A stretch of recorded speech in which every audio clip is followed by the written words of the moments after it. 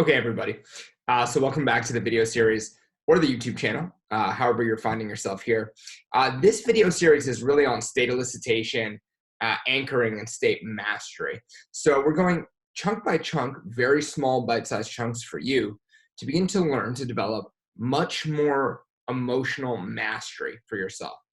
And in today's video, I want to talk about how to elicit a state from within yourself using the remember when method. And this is the one that you're most commonly familiar with from your NLP trainings. So if you've been to an NLP training, first they're going to describe the phenomenon of states and anchoring, and how if there was ever a time in your life that was incredibly emotionally charged, either positive or negative, that a particular stimulus that was given to you at that time would likely pair with that emotion and that thinking, and then you could use that stimulus again to get that response back. Now, the very memory of the event itself acts as, that's my dog, the very stimulus, the very memory acts as a trigger to get the emotional response back. So if you hear somebody tell you if you ask somebody to tell you a story about a time where they were in a peak state, a time when they were wildly happy or incredibly confident or sad, for example, right? That they cannot access the memory without going into state to some degree. And so what we want to do is we want to get really intentional with this and pick a state that you would like to go into. So that can be happiness, it can be motivation, confidence, joy, love, whatever state you want to go into. And I'd like you to remember a time when you had a really strong peak experience of that. So what will make this an effective exercise for you is to pick a time where it was a particularly strong example, where you really felt that emotion intensely. And as a matter of fact, for this part of the exercise, don't do this with necessarily the emotion that you want to anchor, but do this with any strong positive emotion. So it can be a moment of peak excitement or peak happiness, but a very strong emotional event. And what you're going to do once you've identified that emotional event is you're going to remember the peak of it. And you're going to replay it again and again in your mind, fully associating into that experience. Meaning, you're going to see what you saw as if you were there. So put yourself back into that situation, see what you saw at the time, hear what you heard, feel what you felt.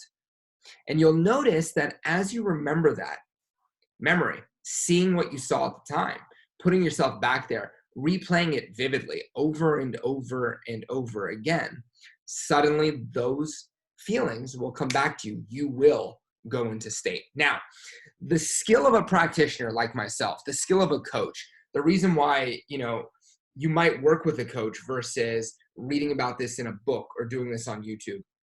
So I had read NLP for Dummies probably 4 years before I went to my first seminar. And I had read about NLP anchoring, and I did the exercises in the book, and I would remember a time when I had a certain experience, and I would get a feeling, of the state back, but it wasn't as intense as it was when I had worked with a professional coach. So this is one way to know, by the way, if you're working with someone who's good or not, is how well do they get you to go into state? So when I went to see Richard Bandler in Orlando, for example, I'm going to close the door for a second. Hold on.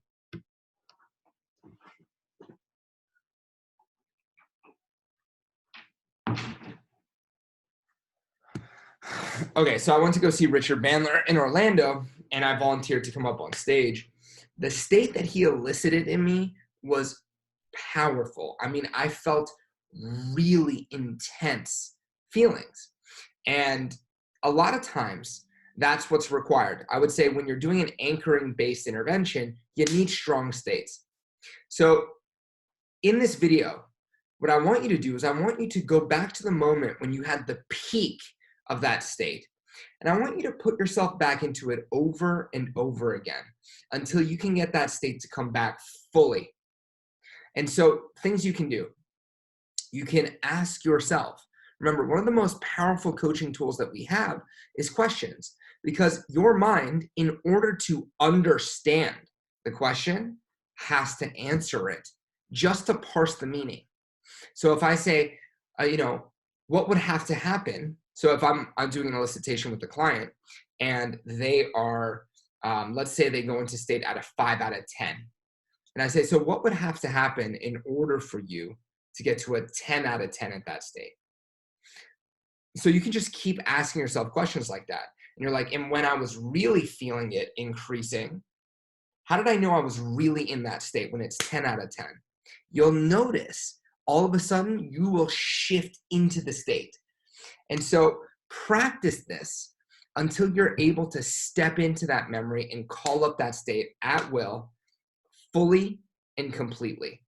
Now, it may take practice and it may require that you get somebody to guide you through this, because you're doing two things here. One, you're learning the skill of going into states, and you're going into states. So the benefit of working with someone is you get to focus fully on the experience, and that focusing is part of what makes going into states effective. Your ability to become absorbed in the state is crucial in being able to anchor it, which we're going to cover later on, but also in you being able to go fully into the state. All right, so we've covered physiology. We've covered remembering a time when. So go ahead, if you want to, you could even prime yourself, put yourself in the physiology now, and then start to remember it.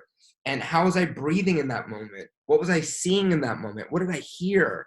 Put yourself back there. Really remember what you're seeing through your eyes, hearing what you're hearing, and feel those feelings in your body and feel what it feels like. Remember what it feels like to get those sensations all the way up to a 10 out of 10. And then write in the comments, let me know, how did you get on with this exercise? And in the next video, we're going to be talking about how to model the state and then how to create one.